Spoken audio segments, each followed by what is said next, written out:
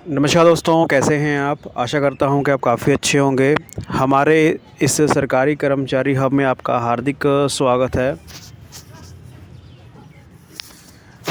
तो कल बहुत बड़ी चीज़ें केंद्रीय कर्मचारियों के लिए हुई। कुछ ऑर्डर पास हुए हैं और शिव गोपाल मिश्रा जी ने कल मीटिंग हुई थी। आधी अधूरे बातें आपको मालूम थी, लेकिन उन्होंने पूरी बात कही है कि किस किस क्या रिएक्शन था पहली बार मिलने के बाद, और साथ में कर्मचारियों का जो नुकसान हुआ है उसकी भरपाई कौन करेगा, इसकी बहुत बड़ी खबर आई है। तो ये बहुत महत्वपूर्ण वीडियो होने वाली है। वीडियो को पूरा देखिए और हर ऑर्डर आपको मैं दिखाऊंगा विद प्रूफ, और कोशिश करूँगा कि आपको ऑर्डर की कॉपी डिस्क्रिप्शन बॉक्स में दे दूँ, वहाँ से आप डाउनलोड कर सकते हैं और पूरा पढ़ सकते हैं। ठीक है, तो चलिए इस वीडियो को स्टार्ट करते हैं। इससे पहले मैं रिक्वेस्ट आपको करना चाहूँगा, अगर आप अभी चैनल पर नए आए हैं, नए विजिट आपने किया है कोई भी केंद्रीय कर्मचारी ने, तो चैनल को सब्सक्राइब कर लें, क्योंकि यहाँ पर केंद्रीय कर्मचारी से जुड़ी हर लेटेस्ट अपडेट सबसे पहले दी जाती है। तो चैनल को सब्सक्राइब कर लें और घंटी का निशान दबा दें। तो चलिए शुरू करते हैं इस वीडियो को। पहले न्यूज़ मैं बताना चाहूँगा, जो गोपाल मिश्रा जी ने अपने ट्विटर हैंडल पर एक पोस्ट साझा की है, और इस पोस्ट को देखने के बाद काफ़ी कर्मचारी खुश हैं कि चलो हम 10 साल हमने इतना संघर्ष किया है कि लेकिन अब अच्छे दिन आने वाले हैं। देखिए यहाँ पर गोपाल मिश्रा जी ने क्या क्या कहा है, अपनी स्क्रीन पे आप देख पा रहे होंगे।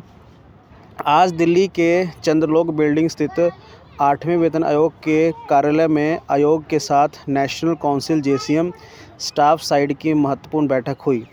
ये बैठक सुबह 11 बजे प्रारंभ हुई, लगभग 1.5 घंटे तक चली। इस बैठक में कर्मचारियों के मेमोरेंडम से जुड़े सभी प्रमुख मुद्दों को मजबूती से रखने के साथ ही कई अन्य महत्वपूर्ण विषयों पर भी विस्तार से चर्चा की गई, जो कर्मचारी और पेंशनरों के हितों के सीधे जुड़े हुए हैं। ठीक है, पूरी बातचीत एक सकारात्मक और सहयोगपूर्ण माहौल में हुई, जहां हमारी बातों को गंभीरता से सुना गया, और आगे भी इसी प्रकार की बैठकों के माध्यम से हम अपने सभी मुद्दों को मजबूती से रखते रहेंगे। मतलब एक पॉजिटिव रिप्लाई डिपार्टमेंट ने दिया है। सभी मुद्दों को ध्यान से सुना गया, चाहे वो 3.83 का मुद्दा हो, 69 लाख की सैलरी का मुद्दा हो, फैमिली पेंशन का मुद्दा हो, कोई मुद्दा हो, उन्होंने बताया कि ध्यान से सुना गया। और यहाँ पर एक और भी अपडेट दी गई थी कि अब ऐसी मीटिंग आपके साथ करते रहेंगे जब तक वेतन आयोग नहीं आ जाता, तो ऐसे मीटिंगें चलती रहेंगी। कल का दिन, क्योंकि सभी जानते हैं कि गोपाल मिश्रा जी पहली बार रंजना जी को मिले हैं, जो मेन चेयरमैन हैं, और पहली बार ये मुलाकात हुई है, तो ख़ास है। अपनी राय कमेंट में ज़रूर बताइएगा, और इस वीडियो को तमाम केंद्रीय कर्मचारियों तक शेयर ज़रूर करिएगा। चलिए आगे बढ़ते हैं। जैसे ही मीटिंग समाप्त हुई, वैसे ही एक पोस्टर यहाँ पर जारी किया गया, अपनी स्क्रीन पे आप देख पा रहे होंगे।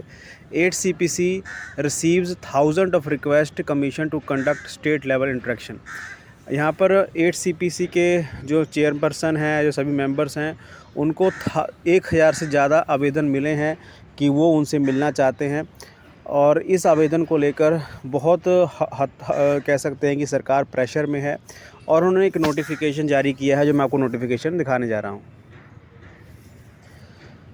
तो अपनी स्क्रीन पर नोटिफिकेशन आप देख पा रहे होंगे। मीटिंग समाप्त होने के बाद ये नोटिफिकेशन जारी किया गया। अपनी स्क्रीन पर आप देख पा रहे होंगे, गवर्नमेंट ऑफ इंडिया 8 सेंट्रल पे कमीशन। यहाँ पर देखिए क्या कुछ लिखा गया है।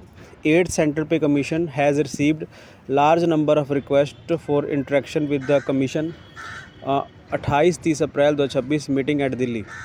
The commission is scheduling meeting the maximum number of union association during these dates. However, due to compressed schedule, all requests to interact during this date may not be accepted. मतलब उन्होंने बताया कि जो प्रोग्राम उनका सभी union से मिलने का है, उन्हीं से मिलेंगे। अगर अलग से चीज़ें आती हैं तो अभी वो नहीं पूरी होंगी। यहाँ पर बताया गया है कि अब स्टेट लेवल पर अब बातचीत होगी। मतलब आपके घर जा के 8 पे कमीशन के रिकॉर्ड को तैयार किया जाएगा। सभी स्टेट्स में ये कार्यक्रम शुरू किया जाएगा। मतलब पहली बार ऐसा एक सीरियसनेस किसी वेतन आयोग के लिए देखी जा रही है।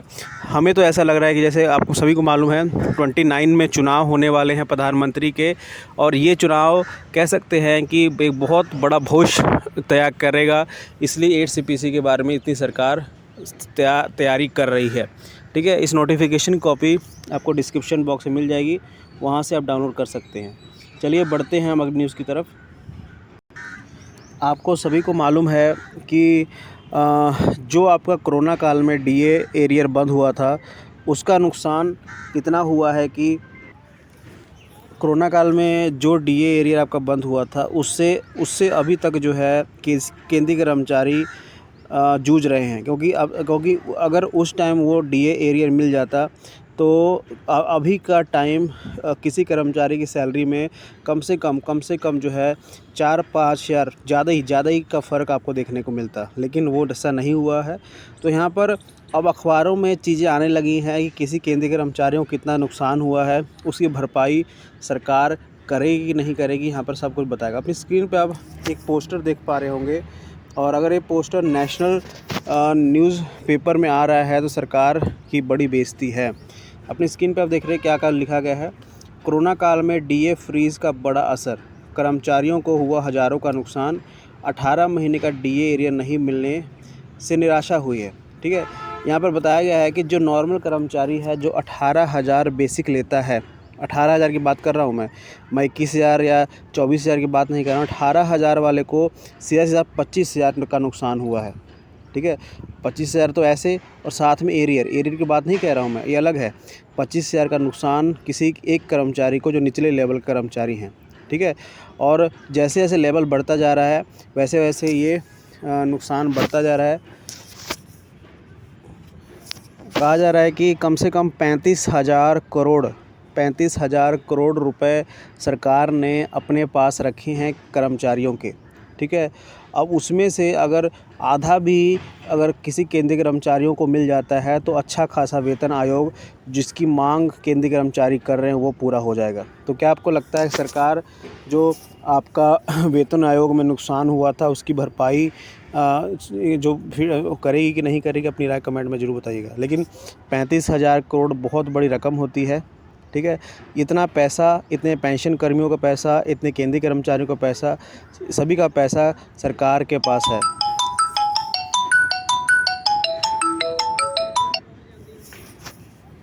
तो अपनी राय कमेंट में ज़रूर बताइएगा, और इस वीडियो को तमाम केंद्रीय कर्मचारियों तक शेयर ज़रूर करिएगा। और इसे मैं जो जितने भी ऑर्डर्स हैं उसको आपको डिस्क्रिप्शन बॉक्स में दे रहा हूँ, वहाँ से आप डाउनलोड करिएगा। और अपनी राय कमेंट में ज़रूर बताइएगा कि आपको कितना नुकसान हुआ है, आपकी सैलरी अभी की टाइम कितनी है, और कोरोना में अगर आपको डीए एरियर मिलता तो उस टाइम कितनी होती। ठीक है, तो पूरा वीडियो देखने के लिए आपका धन्यवाद। इस वीडियो को तमाम केंद्रीय कर्मचारियों तक शेयर ज़रूर करिएगा। धन्यवाद।